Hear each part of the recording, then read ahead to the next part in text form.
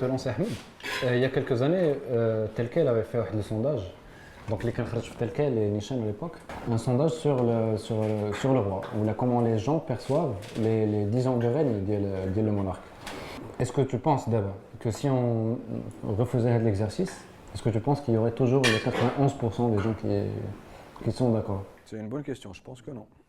Je pense que non. وهذيك القضيه اللي قال عليها قبيله اللي طرات من بعد هذا الخطاب هذا اللي دوك لي كونتور ديال اليوتيوب لايك وديسلايك ديال الخطاب الملكي يصدقوا لي ديسلايك اكثر من لي لايك هذا خير مثال هي الديمقراطيه. هذه هي الديمقراطيه ديال بصح دونك هذا الشيء زعما باش غنقول لك عفويا زعما الناس ما هما تيقولوا ديسلايك دونك دابا ما نظنش زعما الا عاودوا هذا السونداج دابا تنظن انه غادي يكون النتيجه يقدر يكون اخويا راه 18 لا شحال 19 عام 19 عام ماشي 10 سنين الوقت كيدوز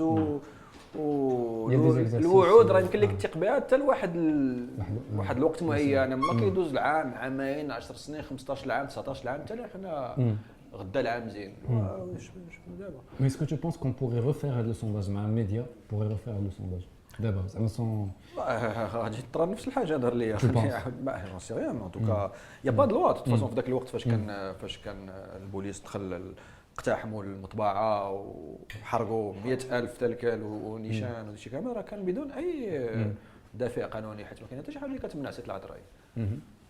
كان طلع ديك الساعه وزير التواصل الناصري وكان حتى وزير الداخليه في ذاك الوقت قال لك المبدا انك تسول الناس اش كتظنوا من الحصيله ديال الملك راه حرام ما خصوش يكون. C'était le peuple du sang, ouais, c'était ça la لو بوب جوج طون واقيلا داك التيتر ما كانش عجبهم بزاف حتى هو جوج بانت لهم ديك جوج بحال في شي محكمه ولا شي حاجه جوج ميتر ان جوجمون C'est de l'évaluation. Il y avait un peu de provoque, hein, c'est vrai. Mais c'est pas grave, c'est ce qu'on fait aussi dans la presse, mais il n'y a pas de raison. اش كنديروا كاع كنهضروا اون بليس كنهضروا واش تنقولوا 91% اللي عقلت عليه في ذاك الوقت كانت خرجت واحد لا كاريكاتور في بلان في لو موند حيت لو موند كان بارتنير وماشي غير تركالو نيشان اللي تسيزا حتى لو موند راه تسيزا ولو موند كان خرج لا كوفرتور ديال تركال في لا زعما واحد لا بوبليسيتي مونديال عطاوها في لا اون ديال لو موند لا كوفرتور اون كولور باقي قال عليها هذه ديال لو بوبل جوج سون روا دونك زعما واحد الصاده كان لقى هذا السونداج ما عمره ما يكون خلاوه يدوز عادي دازت وبزاف ديال الصداعنات حتى لا كوفرتور ديال لو موند راه كتجلب الانتباه. واحد اليومين من بعد كاريكاتور في لا اون دو موند بلانتو كان ساركوزي ديك الساعه في فرنسا مبينين ساركوزي ملبسينو بحال ايزنوغود وداك الشيء ودار واحد الطابلو حداه والملك محمد السادس جالس فوق واحد الحصيره لابس الجلابه وداك الشيء وساركوزي كيقريه في الطابلو شد واحد المسطره وكيقول له الوغ لوسون نيميرو 1 on n'interdit pas les sondages leçon numéro 2 on les interdit vraiment pas quand ils font 91% صاحبي فين عمر شي واحد يحلم بان طوب بحال هكا وانت تجي تشد ليه الجورنال وفكر واحد شويه. Pour une fois que c'est fait par un organisme indépendant. Ça veut dire زعما سون غير بلا ضحك ان المفهوم الاساسي ديال حريه التعبير راه ما داخلش لهم بدماغهم. ممنوع تعبر على رايك وتا الا كان رايك ايجابي لا سي ما خاصش يكون عندك راي اصلا Je sais pas si tu t'en rappelles Ahmed, mais Khalid Nasser a été invité, je sais plus ITL ou شي حاجه tout de suite après, pour parler de ça, وشرح لهم باللي راه ممنوع تعلق على الاداء ديال الملك لا بيرفورمانس ديالو. واحد الوقت هما يسولوه كو بونستو دو الاداء ديال الملك هو يجاوبهم بان راه مزيان ماشي ممنوع تعلق ممنوع تنتقد اما التعليق مرحبا لا التعليق لا ما تانش كيدير راه كيعلقوا كل نهار ممنوع تيفالوي. Avec la blague, le gars qui dit il y a que les cons qui sont toujours sûrs de ce qu'ils disent. Et l'autre lui dit t'es sûr de ce qu'il dit?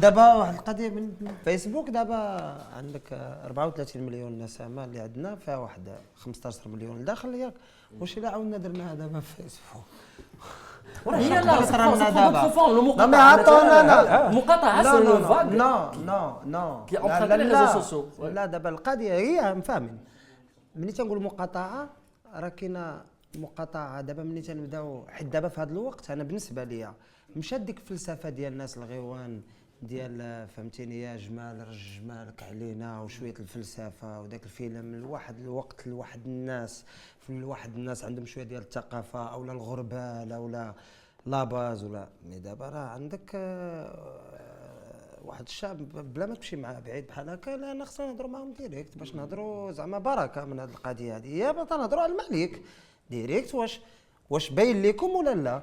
هذه فكره في فيسبوك. وفيسبوك راه كاين فيه حريه التعبير، ما سا دابا ساعه من غير مسكين مرتضى الله يشوف فيها هو مشدود دابا حيت كتب في فيسبوك. هادشي ديال الحركه الريف كاين، ولكن ملي كتشوف فيسبوك دابعوهم على الجيم، داروا جيم. هذا هو كاين جوج ديال الحاجات. الحاجه الاولى هو ان هادشي تجاوز الاجهزه، ما يمكنش يحظيو كل واحد شنو كيكتب في فيسبوك. الحاجه الثانيه هو اللي ما كينتبهوش ليها بزاف، سي ديموغرافيك، سي جينيراسيونيل. لا جينيراسيون اكطويل ديال الشباب ما عاشتش في حسن الثاني، ما عارفاش باللي الحيوطه عندهم الودنين، ما عاودوش لهم والديهم على الخلعه وداك الشيء، وما كيخافوش. Alors moi j'ai envie de lancer Ahmed, tu avais fait la couverture ديال نيشان شحال هادي où tu avais titré فين غادي بيا خويا. شكون انت؟ déjà فين غادي بينا فين غادي بينا. صافا. ولا الجمع. Et je pense que la question est toujours d'actualité aujourd'hui. Où va le Maroc, Ahmed? سي اون غروند كيستيون هو المغرب، اون سي ريان. هذا هو المشكل، هذا هو المشكل. ما نقدرش نقول لك يفا لا ولا يفا لا، اون سي ريان حيت با كاب.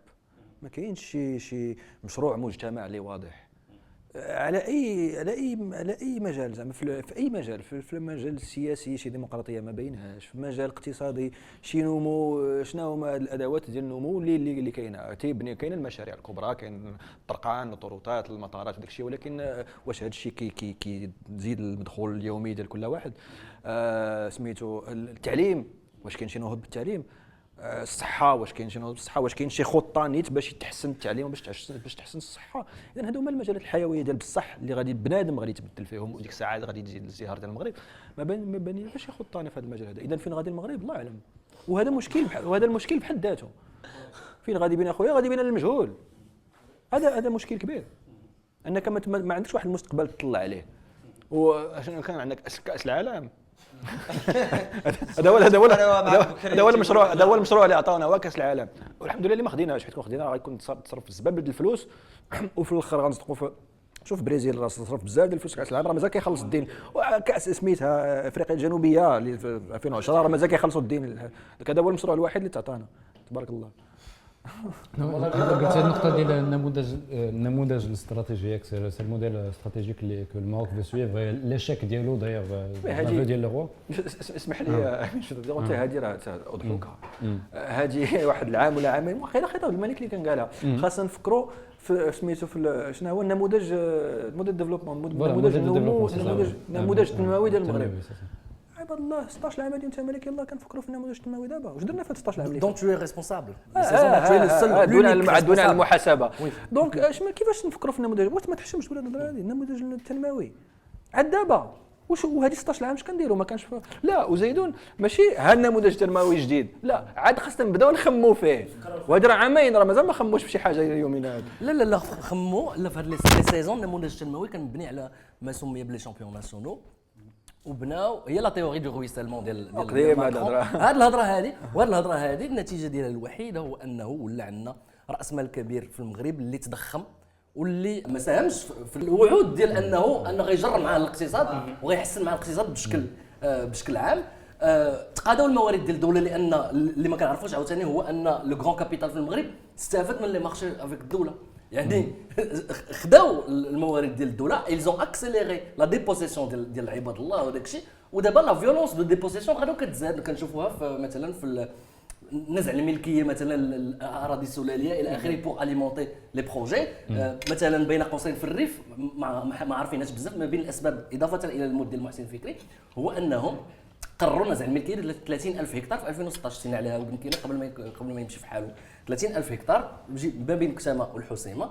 تقرر نزع الملكيه ديالها ويطردوا الناس من هذاك بوغ اليمونتي لاسيت فونسيير ديال المنارات المتوسط. هذه المسائل بزاف ديال الناس ما عارفينهاش. دابا ما بين كتامه والحسيمه، ما بين كتامه يعني اصحاب الحشيش غيحيدوا لهم كلشي. الفلاحه غيحيدوا لهم 10,000 هكتار بوغ منارات المتوسط. دونك لي بروجي ما كفاوش هاد الموضوعات كاملين اللي كاينين باغي تزيد عليهم تبارك الله. دونك بارمي لي ريزون دو لا كولير ديال عباد الله في الريف هي هذه حتى هي، لان الفلاحين الصغار الى اخره باغيين اون فيت سي موديفيكاسيون قد السخط ديال المنطقه ديال الريف، ولكن عشناها بزاف ديال البلايص اخرين، بلاص ديال ناسيون في الرباط، كيش لودايا، وبزاف ديال البلايص اخرين. وهذا الشيء شنو كيبين ان فو كو الموارد ديال الدوله تمصوا في هذا 16 عام بهذا لا بوليتيك ديال لي شامبيون ناسيونال، الضحى كتاخذ الاراضي فابور اليانس الى اخره، لي مارشي افيك ليطا وهذاك الشيء كامل. دابا كيقلبوا على فين يلقاو هذه الموارد الماليه باش يفينونسيو هذا لو ديفلوبمون ديال ليطا. اي سي بور سا كو لا فيولونس على ليغار دو سو كي نون اوكون ريزيستانس، سيتادير الاراضي السلاليات هذاك الشيء غادو كتزاد، وهذا الشيء ما يمكن الا يولد لينا حراكات جداد في المستقبل. دونك ليستوار va se répéter mais peut-être pas de la même manière، لان الظلم والاهانه اللي عاشوها الريف وبقاو سلميين راه سي اكسترا اوردينير. رشيد في هذه النقطه هذه هو فين غادي المغرب واضح، زعما فين غادي المغرب. احنا دوله خارجه من السلطويه كتحاول تصلح شويه، خارجه من السلطويه ماشي خرجات، خارجه غادي كتخرج. بنت لك خارجه وي زعما غاديه كتخرج منها، بزز منها انها تخرج، ما عندهاش حل اخر. وكي جاك هادشي ديال الحراك و20 عام هذه من الهزات الارتداديه ديال الهزه الكبرى ديال 20 فبراير. الناس كتعاود سي كو لي سينيو ديال انها خارجه من السلطه. هي اولا كاين عندك ارتفاع الدرجه ديال الفرض في المجتمع المغربي. الانسان المغربي ولا تيحس بانه هو سيد نفسه، وهو كيتخذ القرارات ديالو ماشي غير في المجال الاجتماعي وكذا، القرارات الاقتصاديه الى غير ذلك. ومن هنا المستقبل غادي تولي يبانوا لنا ظواهر، هو ان المواطن المغربي غيبدا يحس براسو بانه هو راه دافع ضرائب ايضا، فهمتيني؟ غيبدا يتحاسب مع الدوله، غيبدا يعرف بانه هو راه كيساهم في التمويل ديال واحد العقد اجتماعي كبير الى غير ذلك. وهذا الشيء بدا عند واحد الطبقه شويه متوسطه تبقى تحس بهم، تيقول لك حنا كنخلصوا الضرائب ولكن ما كناخذوش اون كونترو بارتي في الخدمات الاجتماعيه الى غير ذلك. انا كنحس بهذا الشيء هذا. كاين الضغط على المؤسسات التقليديه اللي كاينه، ماشي المؤسسات السياسيه، على الثقافه التقليديه، على كيفاش المجتمع غادي، كيفاش الدوله خدامه، على الثقافه اللي كاينه في وسط الاداره. راه ملي كيجي خطاب رسمي تيقول بان راه كاين مشكل في الاداره، راه في واحد الجانب منه كيستغل هذاك عدم الرضا اللي كاين عند المواطن وفقدان ديال الثقه ديالو باش كيبين بان حتى هو راه متماهي معاه ولا غادي معاه، فهمتيني؟ كاين واحد عدم الرضا كبير عند المواطن على الدوله والمؤسسات ديالها والنخب ديالها والاعلام ديالها وكل شيء. هذه تعطيني مؤشر على ان المجتمع المغربي كيتململ، ولكن كمجتمع حنا مازال ما وصلنا للمستوى ديال اللي كيأهلنا كما داز في تجارب اخرى اننا نديروا القفزه اللي كبيره، فهمتيني؟ انا القفزه اللي كبيره كتبان لي بزاف ديال الدول تدارت ملي كيوصل الدخل الفردي ديال مجموعه ديال الدول بين 5000 و 6000 دولار 7000 دولار، فهمتيني؟ حنا مازال بعاد ولكن غاديين ليها. في كوريا الجنوبيه ملي وصلوا 5000 دولار 6000 دولار الجنرال بارك، وهذا الشيء الناس ما كيهضروش على بزاف ديال الديكتاتوريات اللي ولات من بعد شويه ديمقراطيات ومشات في الانفتاح وداك الشيء ديال التحرير الى غير ذلك. ما الناس ما درسوش كيفاش داك العام ديك العامين ديك الخمس سنين ديك العشر سنين كيفاش داز. تسحب ليها واش جاو الناس وجلسوا اتفقوا صافي وحنا غادي نديروا الديمقراطيه؟ لا، ما كاينش هذا الشيء. ما كاينش حتى شي بلاصه اللي تنيغوسيات فيها الانتقال من السلطويه للديمقراطيه بالهدوء، وداك الشيء ديما كيكون العنف وكيكون الضغط، والمؤسسات السلطويه كتفكك وكتضطر انها دير الاصلاح. فرانكو راه قبط اسبانيا وشنق عليها التمات، ولكن هذاك اللي غيجي موراه باش يقبطها بنفس القبضه الحديديه ما كانش ممكن يديرها، بالتالي الناس نيغوسياو والانتقال الديمقراطي. مي سيتي نفس القضيه ديال الحسن الثاني مع محمد السادس، كلشي كان تيقول ما كانش ايوا دوك ما طراش ما يمكنش دير انتقال ديمقراطي. اسمح لي نقول لك، ما يمكنش دير انتقال ديمقراطي في مجتمع مازال كيخرج من القرو اوسطيه ديال الثقافه التقليديه وداك الشيء، فهمتيني؟ وداخل متدني ومعدلات الاميه جد مرتفعه ديال 60%، فهمتيني؟ وباغي دير به الديمقراطيه انا تنقول بان الناس كيفاش درت ليها الهند راه دوله فقيره فيها اكثر من مليار. الهند استثناء مليار ديال الناس. لا صعيب نكونوا حنا استثناء. انا تنقول لك ملي غادي تلقى المغرب قارنوا مع نماذج حنا استثناء دول الاستثناء الاخر في الربيع العربي بغيت صافي. نكمل الفكره ديالي. البقيه لا. لكن منهم بعد عادل الفكره ديالي باش تكون واضحه، لان الا ما وضحتش مزيان انا راه ماشي تنقول للمغاربه احنا ما كنستحقوش الديمقراطيه ولا الحريه السياسيه ولا، تنقول الشروط اللي غادي تنضج هذا الشيء غادا وكتحقق وغادي نوصلوا ليها. بالتالي في هذا الشيء انا تنقول بان المغرب غادي لهذا الشيء، فهمتيني؟ ولكن ما يمكنش ان احنا نوصلوا 50 عام قبل الجزائر وتونس. تقدر تونس تسبقنا ب10 سنين ب5 سنين، المغرب يجي الثاني، فهمتي اش نقول لك؟ ما يمكنش يكون لا كوب دي مون. لا كوب دابا الفكره ديال الباردو ولا قطعتك، دابا الفكره ماشي هي نسبقوا ولا هي البوزيسيون اللي حنا فيها دابا.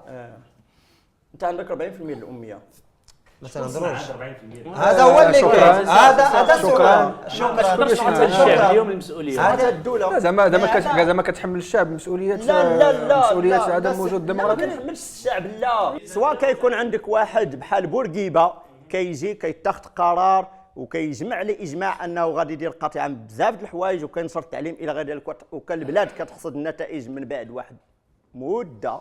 سواء المجتمع كيبدا داكشي كيتطور بحال داكشي داك الساقي قلت المجتمع المغربي غادي بهذا الشيء شويه بشويه وغادي ياخذ مده طويله. 2100 واقيلا الا مشينا للكتاب طبعا انت مازال متفائل. انا ما كرهتش ان المغرب نديروا انتقال ديمقراطي البارح وانا اليوم غنكون فرحان. ما زعما انا عدمي انا بغيت غير نعلق على الكلمه ديال الصديق. واحد العدد ديال الملفات خصنا نشتغلوا عليها على اساس ان الدوله عندها التزامات دوليه وحقوقيه والى غير ذلك. اما الى رجعنا للمجتمع يعني خص يتطور وكذا وما عمره غيتطور نهائيا، فخصنا نشتغلوا من هذا المنطلق ديال الالتزامات ديال الدوله. ما تفقدش املك عند الله. ما عمره غادي يتطور. ما تكونش عدمي هكا كاع. شحال باقي خاصنا نتسناو المجتمع؟ لا انا ما تنقولش، لا انا ما تنقولش نستنى، ما تنقولش كنستنى، لا متفق معك. هو راه كيتطور والضغط كيتزاد على الدوله، ولكن الاستجابه لهذا الضغط ما كايناش. الله يجيب. قلت لك واش قيم نايضه في الريف وتجي في الخطاب وما تدويش ليا كاع عليهم. اذا الضغط راه غادي وكيتزاد. اذا راه الوضعيه راه صعيبه عليهم، راه صعب اليوم ملي كانت هذه 10 سنين وغتكون غدا صعب من اليوم، وحنا غاديين. وحتى لانه انت الحل الوحيد هي تصيفط لهم الزرواطه. وهاي ها الحسيمات تفرقعات الزرواطه، ها الجراده الزرواطه، ها الزاكوره الزرواطه. واحد اش قدك من الزراوط، عرفتي شحال كاين ديال البلايص اللي كلهم يتغلغلوا. ملي كيوقع شي مشكل كيبان ان الدوله ما عندهاش حلول. حتى في الجراده ما لقات ما دير لهم، ما عدا العصا لوجيستيك فعلا كاين موجود. المحاكم الحبوسه كاين واحد المثال في امريكا بالانجليزي تيقول لك when the only tool you got is a hammer everything looks like a nail. زعما منين الاداه الوحيده اللي عندك هي مطرقه كلشي كيبان لك بحال المسمار. يعني انا اللي ناض زروطه واحد الساعه راه غادي ما يكفيش زروط، حيت راه عباد الله راه غادي ينوضوا من كل جهه، راه غادي خاصك ديك لا بواطه وتي تعاود تغيرها. وهذا الشيء اللي Est-ce qu'il est mal conseillé? Est-ce qu'il est mal conseillé? Le roi, est-ce qu'il est mal conseillé? Est-ce qu'il est conseillé déjà? On n'en sait rien. On n'en sait rien. Mais هذا هو المشكل. تقبل تقول لي فين غادي بين الله اعلم. ان بي نورمال، ان بي زعما ديموكراتيك افيك ان ديغري دوفيرتور مينيموم، كتعرف شكون اللي كيكونسييه، كتعرف شكون اللي كيقول ليه اش، كتعرف لو كابيني بريزيدونسيال ولا كيفاش خدام، كتعرف كل شيء. هنا كتوصل لقمه السلطه تماك فين كاينه المسؤوليه العليا صقير. ما كاينش حتى واحد كيقول لك حتى شي حاجه. شكون اللي كيقول اش الله اعلم. هذا الكونسيي هذا اش كيصلح، اش كيقول الكابيني خويا، شكون اللي فيه بالضبط. ساعه كتبان شي نبيشه ديال الضوء، ولكن اون جينيرال طون سي ريان. تي ميم با فين هو، واش مسافر ولا ما مسافرش، واش كيديو مع داك الكونسيي ولا لا، ما في راسنا حتى شي حاجه. هذا مشكل كبير. Il faut arrêter, je pense, vraiment, de chercher des justifications à l'incompétence du palais, qui est l'unique responsable de ce qui s'est passé. 91% ديال 2009 c'est un bilan d'étape ديال 10 سنين. D'abord, le roi n'est plus jeune, il n'est plus le roi des pauvres, il n'est plus le roi des handicapés, il n'est plus le roi des femmes, le roi des femmes, il est plus. D'abord, c'est le roi du Maroc. On est presque à 20 ans من بعد ما ولا Maoula Malik, le bilan est le bilan du roi, n'est pas le bilan de son entourage, n'est pas le bilan du palais, parce que le roi a fait des choix et خصو يتحمل مسؤوليتهم. Parmi les aspects de le bilan هذا اللي أنايا me frappe هو les chiffres اللي خرجهم le haut commissariat au plan على 3.5 مليون ديال الشباب ما بين 15 عام و29 عام، كنظن ولا 29 عام 3.5 مليون ديال الشباب ما قراوش ما خدامينش. هاد الشباب مجايلين ديال محمد السادس، سي لا جينيراسيون ام 6، سيتادير ليشيك ديال هاد لو موديل هذا يتجلى في هاد لو سين. لو سين الثاني هو 100 مهندس ديال الانفورماتيك باغي يمشي فحالو كل شهر من المغرب. سو كونفورم افيك لارجون بوبليك، les médecins, les ingénieurs, etc. veulent quitter le Maroc. Et je pense que n'importe qui a l'occasion de quitter le Maroc, غادي يمشي يديرها. Tu en fais partie? المسألة الأولى, si j'en fais partie, là n'est pas la question, non, pas immédiatement. Non. Je veux rester في المغرب. Tu n'es pas obligé de répondre. Non. Mais je réponds quand même, comme ça c'est clair. Je sais que t'en as envie. Je sais que t'en as envie. لا نجي عندك في الممشي. الكذبه الثانيه هي ديال ان بوندون 20 طون وسربوها لينا وتيقوها وكل شيء ولا كيتيق فيها، هو ان حتى حاجه ما خدامه والملك هو اللي كيعرف يخدم والاداره ما كتعرفش تخدم، القطاعات هذاك الاحزاب ما خداماش اتسترا. الملكيه دوزت 20 عام في التخريب، في المواصله ديال العمل ديال الحسن الثاني البصري، في تخريب الاحزاب والتبييض ديالهم ويصنعوا فيهم الى اخره ويخربقوا في العمليه الانتخابيه. وجميع البرامج اللي الحكومه كتنفذها هي تصممت عند القصر الملكي. هاد المنارات المتوسط، لي بلون ازور، لي بلون هذاك انت دويت عليهم قبيله، كاع هاد المشاريع هادو، وهاد المشاريع هادو جلهم فاشل لانهم صمموا بدون استشاره ديال الناس المعنيين هذاك. وبالتالي فاذا كان شي فشل ديال شي نموذج تنموي كيدوي عليه الملك، هو فشل ديال النموذج ديال التصميم ديال هذوك البرامج. وبالتالي لا خاص شي واحد يجاوب على هذه المسائل هذو، خص الملك هو اللي يجاوب عليهم. مساله دستوريه، وغادي نرجعوا لهذيك الهضره ديال 2011. خاصنا نرجعوا لهذيك الهضره ديال 2011. المشكل عندنا في المغرب مشكل دستوري، ماشي مشكل ديال الالتزامات ديال المغرب. مشكل ديال الدستور. دابا اجي الشريف، شنو هما لي زاتريبيوشن ديال هذوك لي كونسيي ديالك اللي كيراك هذاك؟ شكون عطاك الحق تريب عماره دايز من حدا المارينا د كازا؟ شكون تريبها في الصباح؟ شكون عطاك الحق هذيك راه فلوس التقاعد سي جي اي هذيك اللي بناتها؟ شكون عطاك الحق تعطي كادو لتنزانيا تقول لهم غنبني لكم تيران ديال الكره؟ شكون عطاك الى اخره هادو راه الناس صوتنا عليهم. وإلا بغيتي انت دير هذا الشيء، لانستركسيون رويال ولا كولير رويال، خويا اجي نكتبوها، اجي نفهموا فين غادي بهذا الشيء. حيت لو بروبليم سي كون تو ريني باغ لا كولير اي باغ لا تيرور، لا مارج دو مانوفر ديال المسيرين ديال الشأن العام كتولي مخلوع، حيت كتعيش في لاربيترير، كتولي عايش في لاربيترير. دونك حتى واحد ما كيدير حتى شي حاجه. اي سا اكسبليك بوركوا ما خدامينش، كيتسناو انه يتقلق ولا يكعى، وكلهم شداهم الخلعه. كيبقاو فيا انا الناس اللي الوزراء وداك الشيء ما كينعسش لا غدا يجري عليه ولا شي حاجه. ماشي غير الوزراء، ملي كيمشي كيدير شي زياره لشي قنت، هذوك صحاب الجامعات ودوك صحاب القياد والسلطات المحليه كامله راه ثقافه. تبان لي شي عماره ما عجباتوش، عرفتي شحال ديال الناس غيتجرى عليهم. لا هادشي ماشي غير سميتو المجاج، فيه واحد النوع ديال الشعبويه. انا مشيت للمدينه الفلانيه اللي مجليه وبانت لي شي قضيه اللي ما عجبتنيش وجريت على 15 واحد، صفق يا شعب، شوف انا راه ديال المحسوبيه تبارك الله، انا جريت على 15. كيف جريت عليهم؟ علاش جريت عليهم؟ عندك شي معلومات اللي ما عندناش حنايا؟ عطيها للصحافه، نشر بيان، قول ليها علاش، وبعدها كيفاش تجري عليهم؟ الا اخترتوا اموالهم ما خاصكش تجري عليهم، خاصهم يتشدوا، وي خاصهم يتحاكموا، وخاصهم يتحاسبوا، وخاص ذاك المال اللي داو شحال بالضبط وديال من وكيفاش، دير لي التحقيق. وماشي ذاك اللجان ديال غنكون لجنه تبارك الله حنا مجاهدين في اللجان، لا دير لجنه وحده ما ديرش 10 وديك النتائج ديالها تخرج في الصحافه ويعرفها الراي العام، وديك الساعه الا كاين شي اختلاس ولا كاين شي حاجه يتحاكم هذاك الانسان. اما انا جريت عليه، يلا شوفوني انا معلم، هذه تتسمى الشعبويه. اللي زوينه هي الميزاجور ديال الدستور. الميزاجور دار واحد ميزاجور فيها شي خطوطات تبدلوا من شي بلايص، مي سي لو ميم تفلاشا، ولكن بقى ايفون. هما الناس ما تتقراش، لان الفكره اللي بلادي ترجع الفكره ملي تنهضروا على الشعب ولا على الثقافه وعلى الشعب اللي غادي تطوروا في الوعي، اللي تتكون ليطا اللي عندها ديك لا فولونتي تتقري. هنا فين تتقول واقيلا راه باغي يفهم، اللي ملي تلقى الخدمه بان راه ما تتقريش باش يبقى يزيد ما يفهمش. ولكن شكون اللي تيحط لنا البروجي ديال هذه البلاد هذه؟ شكون اللي غادي صايق فين غادي بينا؟ هذه هي الفكره ياك، شكون اللي غادي؟ الا ما كانش هو يقولنا نوض الصباح ويعطينا شي واحد نبقاو نشوفوا فيه ونهضروا معاه.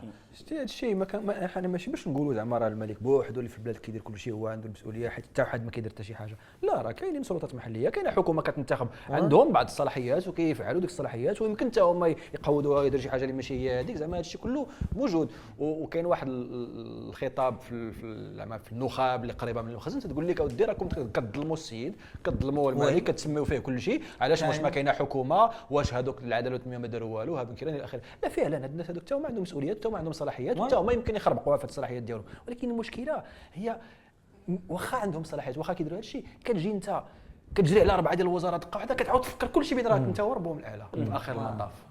ياك عندهم مسؤوليات، خليهم يمارسوا ديك المسؤوليات بوحدهم. ما تجيش انت حيت ما عاجبكش بن كيران والله اعلم علاش كتنوض ليه انقلاب داخل الاحزاب وشي روينه وفي الاخر كيجريو عليه واخا مصوت عليه الشعب. ايوا كيفاش بغيتي الناس يعطيوهم هذاك اللي يفكروا انهم عندهم مسؤوليه ملي كتجي انت وكتخربق لهم اللعبه بحال هكا، كتحيد لهم مصداقيه، كتحيد لهم مصداقيه. بالنسبه لهذه النقطه ديال بن كيران علاش جرى عليه وكذا، واحد القوس صغير كنعاود ليا عمر بلافريج هو نائب برلماني قال لي ماشي على الفرشه، لا ماشي شي حاجه بلون سيري زير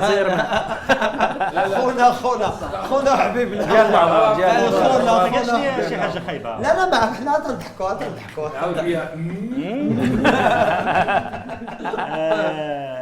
مال بلافريج عمومي وداك ملي كانوا كيديروا حمله انتخابيه كيمشيو يدقوا على الناس وكيديروا حمله وكذا، ولقاو الناس الاغلبيه الساحقه ديال الناس اللي مشاو عندهم كيعرفوا جوج شخصيات، الملك وبن كيران. يعني ولات عنده شعبيه كبيره. وربما من بين الاسباب اللي خلاناهم يجريو عليه انه ولات عنده واحد الشعبيه اللي ولا كينافس بها الملك. غير واحد النقطه اللي قلتها احمد، قلت بلي انه الحكومه عندها صلاحيات استدير ماشي المسؤوليه كامله على الملك اللي هو كذا، حتى هما كيتحملوا واحد الطرف ديال المسؤوليه. ولكن زعما في لي كوليس ديال لا شوز كاين المسؤوليه وكاين التعليمات. عندنا واحد لو سيستيم اللي اوباك اللي ما واضحش، اللي ما كتعرفش فين كومونس لا فولونتي ديال تيل بارتي بوليتيك اي فين كيبداو التعليمات، كي لي فورسي دو سويف. عرفتي شكون اللي كان قضى على هذا الامر هذا بصفه نهائيه؟ هو عباس الفاسي الله يذكره بخير. Il était clair au moins. لا بالعكس هو تري كلير. طلع الاستقلال كان هو في 2007 كان طلع الاستقلال هو اول حزب.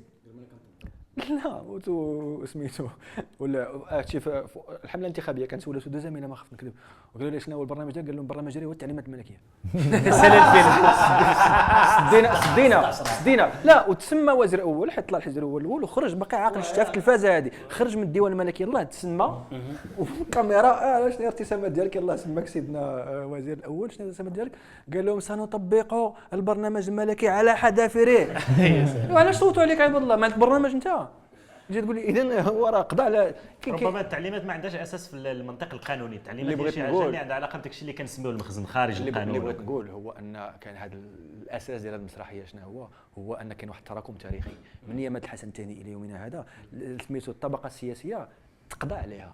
الناس كاملين اللي كان عندهم ماشي لي بين دوغسال اللي كان كيوقفوا، اما تجرى عليهم، اما تشدوا في الحباسات في السبعينات، اما بن بركه تقتل وتصفات اونتر كيمي الحركه الطبقه السياسيه.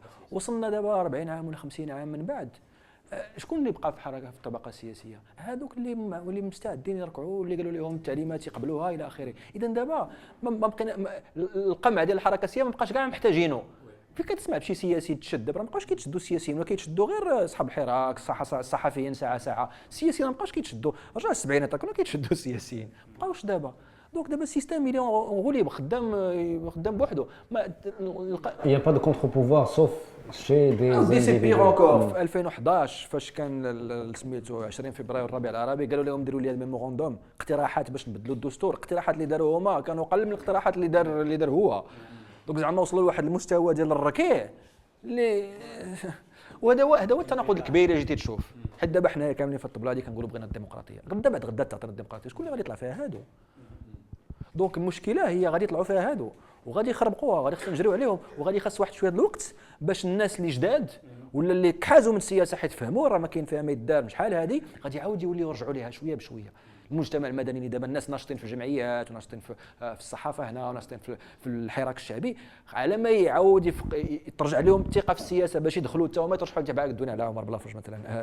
هذا نموذج، ولكن راه خاص بزاف بحال هذا الشكل هذا اللي عاود يبداو يجيو وتكون عندهم الجرأه من داخل البرلمان يقول لا الميزانيه الملكيه نذكروا عليها الى اخره. على ما يعاود يكتسحوا بحال هاد الناس هادو الطبقه السياسيه راه خاص بزاف الوقت وخاص ترجع الثقه بعدا، ونهار ترجع الثقه عاد خاص الوقت باش تعاود تدخل الثقه للنفوس وباش يعاود يجيو الناس. فمازال مشوار طويل ومازال ما بديناش.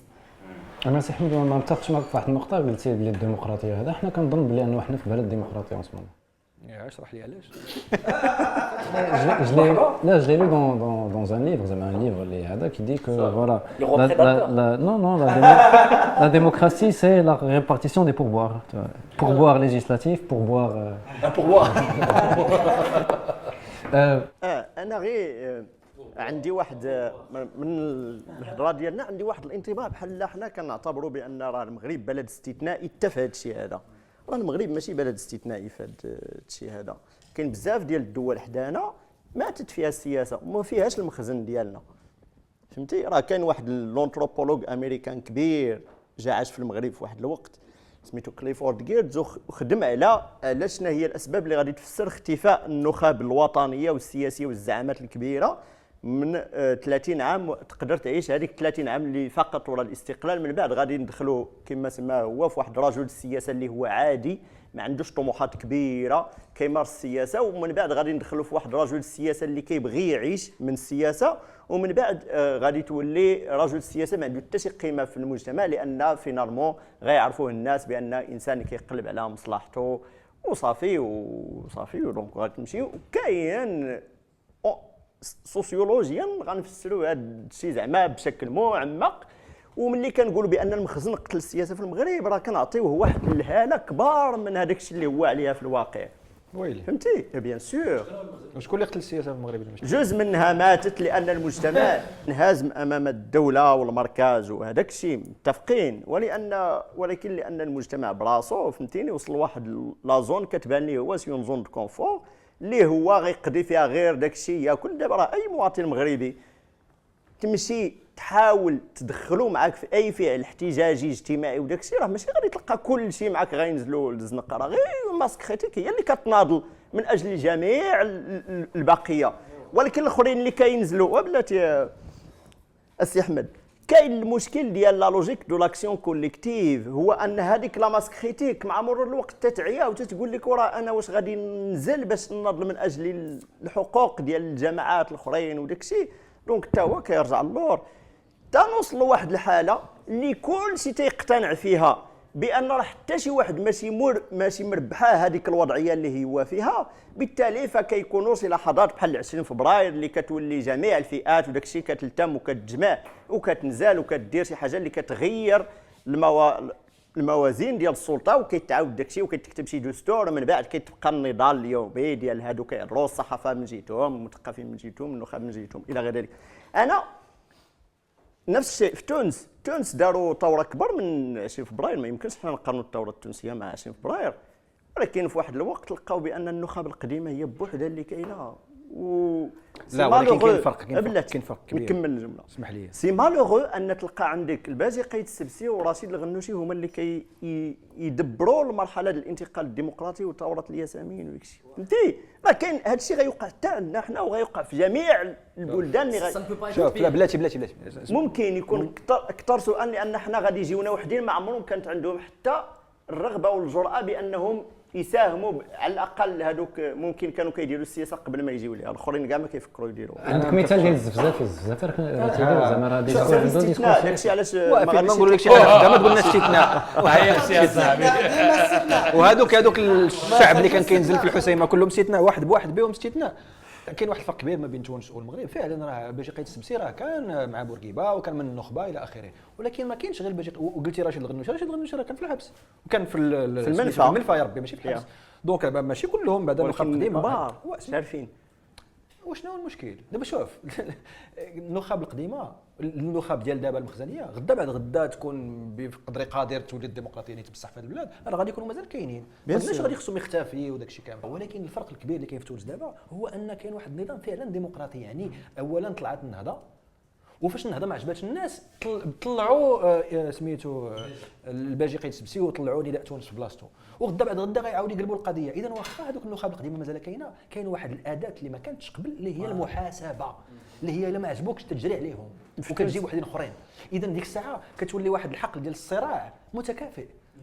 ما كاين مشكل، انت نخبه قديمه ودرتي المصايب مع بن علي، واخا دابا اجي ورينا شنو حنت ديك دابا. ولكن الفرق ما بين دابا وبين بن علي هي قبل ما كنا كنديروا باش نوصلوا لك، اللي دوي رعف. دابا غندوي وغادي تهبط، ولا شرف ولا شبرتي غتشد. هادشي اللي بغينا حنايا. ما هاد النخب هادي مازال غتبقى، ولكن ديك الساعه منين نوليو راسنا راسها وعندنا الامكانيه اننا نحسبوهم ديمقراطيا وقانونيا، مرحبا بهم، ما كاين مشكل. غادي نقول عاش الملك إلا كانت الناس عايشة زينة. غادي نقول عاش الملك، ياك شعبي العزيز عندها قيمة. علاش نقول